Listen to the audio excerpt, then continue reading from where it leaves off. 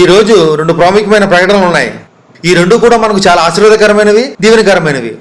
మొదటిది ఏంటంటే కుటుంబ సమేతంగా యెరూషలేము వెళ్ళాలని నేను ఎప్పటి నుంచి ఆశ కలిగి ఉన్నాను. ఇంతకాలానికి ఆ పుణ్యభూమిని దర్శించే కృప దేవుడు నాకు అనుగ్రహించాడు. వచ్చే వారమే మేమంతా వెళ్తున్నాం. దీనికి ఎంతో ఖర్చు అవుతుంది. మా యెరూషలేము ప్రయాణం నిమిత్తం మీరంతా ప్రత్యేకమైన కానుకలు ఇవ్వాల్సిందిగా ప్రభు పేరిట మనవి చేస్తున్నాను. మరో ముఖ్యమైన విషయం ఏంటంటే పుణ్యభూమి అయిన యెరూషలేము మట్టి, పుణ్య నది అయిన యోర్దాను నదీ జలం, ఒలివ నూనె, ఈ 4 వస్తువులు మీకు కావాలంటే నాకు ముందుగా తెలియజేయండి. ఇవి మనం కలిగి ఉండడం చాలా ఆశీర్వాదం, దీవెనని. వీటి ద్వారా ఇప్పటికే అనేక మంది ఎన్నో మేళ్లు పొందారు, అద్భుతాలు, ఆశ్చర్యకారాలు చూశారు. ఈ 4 పరిశుద్ధమైన వాటిని కేవలం 4,000కే మీకు అందజేస్తాను. ఏంట్రా ఇది, చర్చిలోనే వ్యాపారం చేసేస్తున్నా. రే, నచ్చితే కొనుక్కు, లేకపోతే నోరు మూసుకుని కూర్చో. వ్యాపారం అంటావేంట్రా? ఈ విషయంలో ఎవరికైనా అభ్యంతరాలు ఉంటే చెయ్యొత్తండి.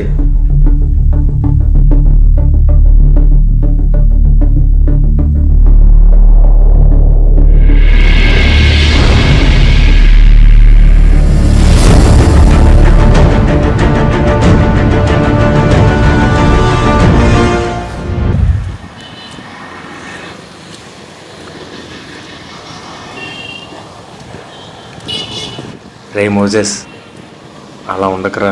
పోరా, ఏం జరగకూడదు అనుకున్నాను అదే జరిగింది. నువ్వు కంగారు పడకరా, అదేం జరగదు. ఇంకేం జరగలరా? అయిపోయింది, మొత్తం అయిపోయింది.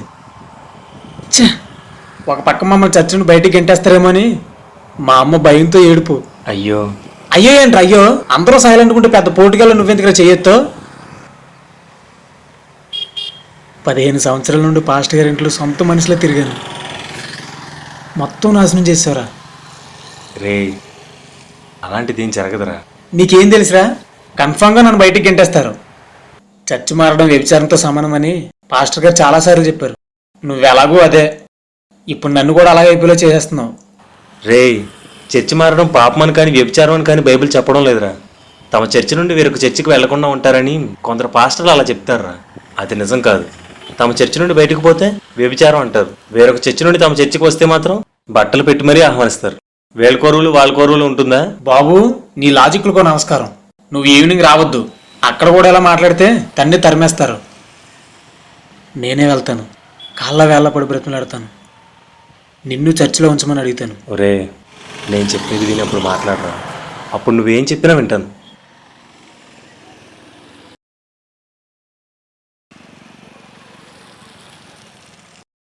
చెప్పు. పాత నిబంధనలో కొన్ని జంతువులు పవిత్రమైనవి, కొన్ని అపవిత్రమైనవి. కొత్త నిబంధనకి అది వర్తిస్తుందా? వర్తించదు. పాత నిబంధనలో యెరూషలేము ప్రత్యేకమైంది. కొత్త నిబంధన వారికి కూడా అది ప్రత్యేకమైందో కాదో ఎప్పుడైనా ఆలోచించావా? లేదు.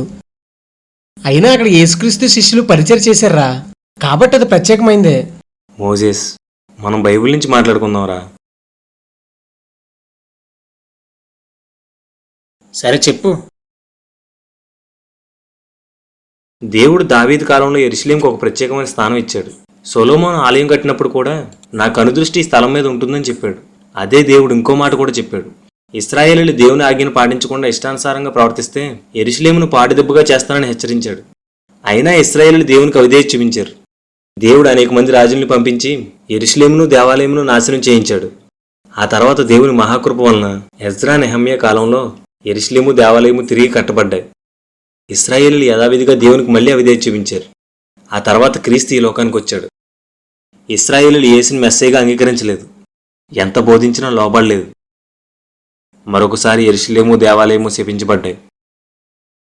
యెరూషలేమా, యెరూషలేమా, ప్రవక్తలను చంపుదానా, నీ ఇల్లు విడవబడి ఉన్నది. దేవాలయమా, రాతి మీద రాయి ఒకటి కూడా ఉండకుండానట్లు నీవు పడద్రోయబడదు. ప్రభు పేరిట వచ్చివాడు స్తుతించబడును గాక అని చెప్పే వరకు మీరు నన్ను చూడరు అని ప్రభు యెరూషలేమును శపించాడు. ఇది జరిగిన 30 సంవత్సరాలకి, అంటే క్రీస్తు శకం 60లో దేవాలయం కూల్చబడింది. యెరూషలేము నుంచి యూదులు తరంబడ్డారు. యెరూషలేము అన్ని జనుల హస్తగతమైంది. ఆ తర్వాత కాలంలో కొంత భాగాన్ని ముస్లింలు కూడా ఆక్రమించుకున్నారు. ఇప్పటికీ యూదులు యేసుక్రీస్తుని అంగీకరించలేదు. యూదులకి ప్రాంతీయ అభిమానం, జాతి అభిమానం ఎక్కువ కాబట్టి వారికి యెరూషలేము ప్రత్యేకమైనది కావచ్చు, కానీ క్రైస్తవులకు కానే కాదు. అందుకే ఆదిమ సంఘం వారు ఎవరు యెరూషలేముకు ప్రత్యేకమైన స్థానం ఇవ్వలేదు. యెరూషలేము వెళ్లాలన్న ఆశ పడనూ లేదు. అప్పటి నుండి 1900 సంవత్సరాల కాలంలో లక్షల మంది సేవకులు, కోట్ల మంది విశ్వాసులు ఈ భూమి మీద జీవించారు. కానీ ఎవరూ యెరూషలేం వెళ్ళాలనుకోలేదు. యెరూషలేంకు ప్రాధాన్యత ఇవ్వనూ లేదు. ఈ హోలీ ల్యాండ్ టూర్లు, యెరూషలేం ఫోటోలు సంఘం చల్లారిపోయిన ఈ 50 సంవత్సరాల్లోనే ప్రవేశించాయి. హిందువులకి తిరుపతి, ముస్లింలకు మక్కాలాగా క్రైస్తవులకి యెరూషలేం తీర్థయాత్రా స్థలం అయిపోయింది. తీర్థయాత్రలు చేసేవాళ్ళని మనం అమాయకుల్లా చూస్తాంరా. కానీ మనం మాత్రం లక్షలు ఖర్చు పెట్టి, రోజులకు రోజులు ఖర్చు పెట్టి తీర్థయాత్రలు చేసి వస్తున్నాం. వాళ్ళ అమాయకులో కాదో తెలియదు కానీ మనం మాత్రం అజ్ఞానంలోరా. నేలకి నీటికి మహిమ ఉందనుకునే వారిని మనం విగ్రహారాధికులు అంటాంరా. మనం కూడా యెరూషలేంకి, యోర్దాను నదికి మహిమ ఉందంటున్నాం. మనం విగ్రహారాధికులం కాదంటావా? క్రీస్తు ఆయన అడుగుజాడలో నడవమని చెప్తే ఆయన జీవించినట్లు జీవించడానికి ప్రయత్నించడం లేదు, కానీ ఆయన అడుగులు వేసిన యెరూషలేంకు మాత్రం పరిగెడుతున్నారు. క్రీస్తు మన బాధ్యతని సిలువను మోస్తూ ఆయన వెంబడించమని చెప్తే ఒలీవ సిలువలు తెచ్చుకుని ఇంట్లో పెట్టుకుంటున్నారు. పాపం విషయంలో మరణించి దానికి గుర్తుగా నీటిలో మునగమంటే యోర్దాను నదిలో ములిగేసి పవిత్రమైపోయామంటున్నారు. ఫలం లేకపోవడం వల్ల శపించబడిన అంజూరపు చెట్ల కాక ఆత్మఫలం కలిగి ఉండమని బైబిల్ చెప్తుంటే అంజూరపు పళ్ళు తెచ్చుకుంది అంటున్నారు. ఏంట్రా ఇదంతా? దీని అతిజ్ఞానం అందామా, అజ్ఞానం అందామా?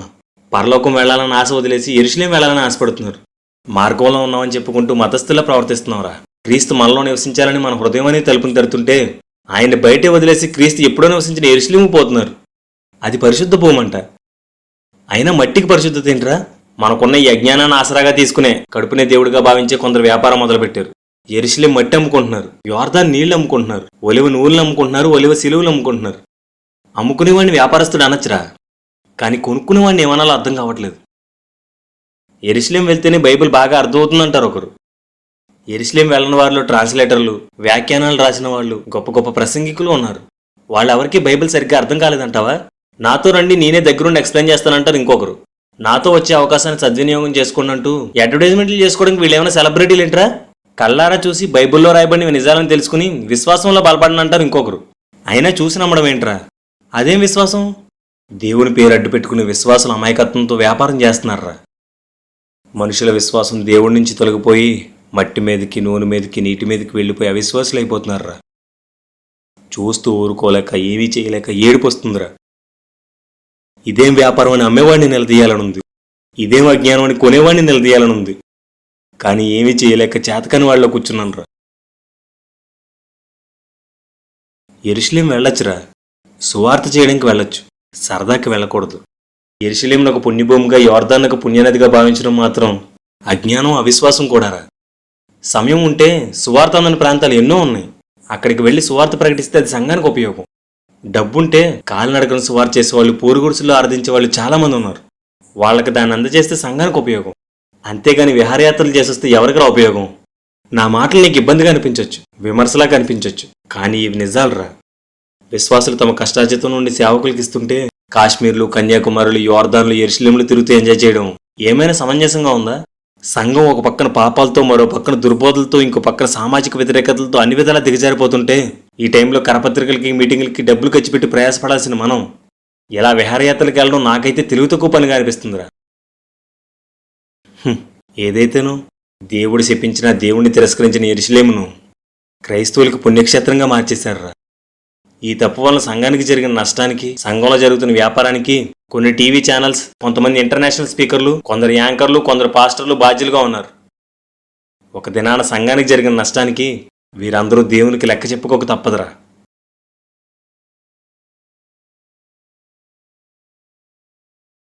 ఏంట్రీ ఇదంతా? మన సంఘానికి బైబిల్కి సంబంధం కనిపించట్లేదు. ఎందుకు ఇలా జరిగింది? బాధ్యత రాహిత్యంరా. మన సంఘంలో సేవకునికి కానీ, పెద్దలకు కానీ, విశ్వాసులకు కానీ ఎవరికీ బాధ్యత లేదు. అందుకే ఇలా జరిగింది. అన్ని సంఘాలు ఇలా లేవురా, కానీ చాలా సంఘాలు మాత్రం ఇలానే ఉన్నాయి.